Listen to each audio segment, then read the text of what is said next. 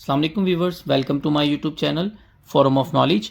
आज हम different factors को स्टडी करेंगे जो कि एंजाइम की एक्टिविटी के ऊपर इफ़ेक्ट करते हैं। तो उसमें सबसे पहला जो हमारे पास फैक्टर है वो है टेम्परेचर। टेम्परेचर कैसे इफ़ेक्ट करेगा एंजाइम की एक्टिविटी के ऊपर, ये हम देखेंगे। तो हम इस ग्राफ के थ्रू इसको समझते हैं। सबसे पहले आप देखें कि एक ग्राफ में एक्स एक्सिस पे टेम्परेचर है कि एक्स एक्सिस में जब हम इधर को मूव करेंगे टेम्परेचर बढ़ेगा, और जैसे हम ऊपर को मूव करेंगे rate of reaction of enzyme is increase होगा। तो हम एक एंजाइम है वो 20 डिग्री टेम्परेचर पे जैसे जैसे हम उसका टेम्परेचर को बढ़ा रहे हैं, उसके काम करने की जो स्पीड है वो भी क्या हो रही है, बढ़ रही है। लेकिन ये काम करने की स्पीड जो सी है एक ख़ास रेंज आती है, ख़ास टेम्परेचर आता है जिस पर एंजाइम जो सा है वो मैक्सिमम रेट में काम कर रहा होता है। रेट ऑफ रिएक्शन एंजाइम का मैक्सिमम होता है। इस पॉइंट को हम कहते हैं ऑप्टिमम टेम्परेचर। ह्यूमन बॉडी के एंजाइम की एग्जांपल यहाँ दी हुई है कि 37 डिग्री टेम्परेचर पर जो सा है वो ह्यूमन एंजाइम मैक्सिमम रेट में रेट ऑफ रिएक्शन उनका होता है। तो उस टेम्परेचर को हम कहेंगे वो क्या है, ऑप्टिमम टेम्परेचर।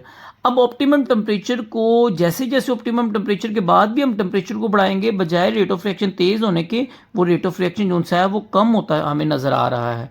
तो ये कम क्यों होता है? क्योंकि अगर एंजाइम जो सा है वो प्रोटीन से मिलकर बने हैं, तो हम टेम्परेचर बढ़ाएंगे उसके एंजाइम के जो ग्लोबल स्ट्रक्चर है एंजाइम का वो ब्रेक डाउन होने शुरू हो जाएगा। उनके दरमियान जो अमाइनो एसिड के दरमियान बॉन्ड है वो ब्रेक डाउन होना शुरू हो जाएंगे।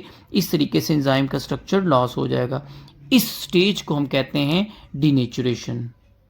सेकंड जो फैक्टर है जो एंजाइम की एक्टिविटी पर इफेक्ट करता है वो है पीएच। हर एक enzyme sensitive to hydrogen ion concentration. Hydrogen ion की कंसंट्रेशन का मतलब है पीएच। पीएच चेंज होगी, एंजाइम की एक्टिविटी पर वो पीएच जो सी है वो इफेक्ट करेगी। हर एक एंजाइम मैक्सिमम एक्टिविटी शो करता है एक खास पीएच पर। उस पीएच को हम कहते हैं ऑप्टिमम पीएच। लास्ट लेक्चर में हमने देखा था कि हर एक एंजाइम एक खास टेम्परेचर पर मैक्सिमम वर्किंग अपनी एक्टिविटी शो करता था, तो उस टेम्परेचर को हम कहते थे ऑप्टिमम टेम्परेचर। यहां पर ऑप्टिमम पीएच है कि हर एक एंजाइम स्पेसिफिक पीएच पर मैक्सिमम एक्टिविटी शो करता है, उसको हम कहते हैं ऑप्टिमम पीएच। अब जैसे पीएच किसी भी एंजाइम की चेंज होगी तो उसका मतलब है कि जो एक्टिव साइट में अमाइनो एसिड है उस एंजाइम के, वो अमाइनो एसिड जो एक्टिव साइट में मौजूद है उनकी आयोनाइजेशन हो गई है। हमने लास्ट टाइम पढ़ा था, ये हमारे पास एक एंजाइम का स्ट्रक्चर है, ठीक है। इस एंजाइम के स्ट्रक्चर में एक छोटी सी जगह थी जहां पर आके सबस्ट्रेट ने जो सा है वो अटैच होना था, इसको हमने एक्टिव साइट कहा था। ये एक्टिव साइट ही जो सा है वो एंजाइम की एक्टिविटी में पार्टिसिपेट करती है, यही सबस्ट्रेट को प्रोडक्ट पे कन्वर्ट करती है। तो जब यहाँ के अमाइनो एसिड ही डीनेचर होना शुरू हो गए हैं, यहाँ के अमाइनो एसिड की आयोनाइजेशन हो गई है, यहाँ का शेप ही चेंज हो गई है, तो ये सबस्ट्रेट आके जोड़ ही नहीं सकेगी और एंजाइम उस सबस्ट्रेट को प्रोडक्ट में कन्वर्ट ही नहीं कर सकेगा। तो चेंज पीएच में चेंज होने से एंजाइम की एक्टिविटी स्लो डाउन होती है या कंप्लीटली ब्लॉक हो जाती है। अब हर एक एंजाइम डिफरेंट ऑप्टिमम पीएच पर काम करते हैं। जैसे इस ग्राफ में देखें, जैसे हमारे पास एक एंजाइम है pepsin. Pepsin maximum working show करता है 1.5 to 2 पीएच पर। अगर 1.5 से पीएच कम होगी तो पेप्सिन की जो एक्टिविटी है वो भी कम होगी। अगर 2 से पीएच ज्यादा होगी तब भी उसकी एक्टिविटी क्या हो रही है, कम हो रही है। इसी तरीके से ये एसिडिक मीडियम है, मेन के जो पेप्सिन है वो एसिडिक मीडियम में जो सा है वो काम करता है। इसी तरह सेकंड हमारे पास है ट्रिप्सिन। ट्रिप्सिन की ऑप्टिमम पीएच कितनी है, 7.8। 7.8 से कम पीएच होगी तो इसका मतलब है कि वो उसकी एक्टिविटी भी कम होगी। 7.8 से ज्यादा पीएच होगी तो इसका मतलब उसकी एक्टिविटी फिर दोबारा कम हो रही है।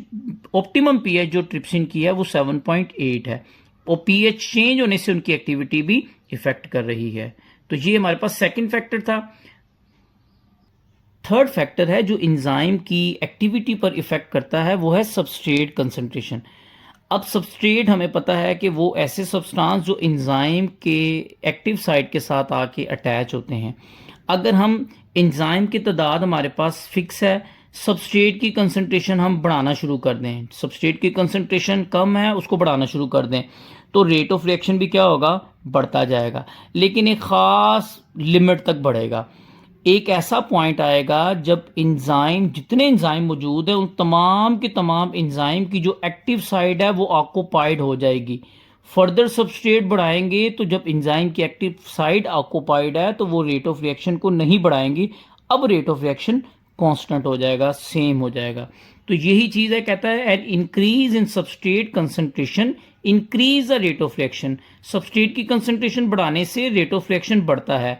एट हाई सबस्ट्रेट कंसंट्रेशन, जब सबस्ट्रेट की कंसंट्रेशन ज़्यादा होगी, all active site of enzyme are occupied. वो एक ऐसा पॉइंट आएगा जब तमाम के तमाम एंजाइम की एक्टिव साइट क्या होगी, वो ऑक्यूपाइड कर जाएगी। अब in this condition any more substrate molecule do not find free active site. जब जितने एंजाइम है, अगर हमारे पास 1000 एंजाइम है और 1000 सबस्ट्रेट है, तो 1000 एंजाइम 1000 सबस्ट्रेट के साथ अटैच है। अगर हम सबस्ट्रेट की कंसंट्रेशन 1000 से 2000 कर दें तो वो एंजाइम तो पहले ही उसकी सारी की सारी 1000 की एक्टिव साइट जो सी है वो ऑक्यूपाइड है सबस्ट्रेट से, तो फर्दर इसकी कंसंट्रेशन सबस्ट्रेट की बढ़ाने से जो सा है वो उसके रेट ऑफ रिएक्शन के एंजाइम के काम करने की स्पीड में इजाफा नहीं होगा। इस स्टेट को हम कहते हैं saturation of active site, and reaction does not increase, और रिएक्शन उस कंडीशन में नहीं बढ़ता।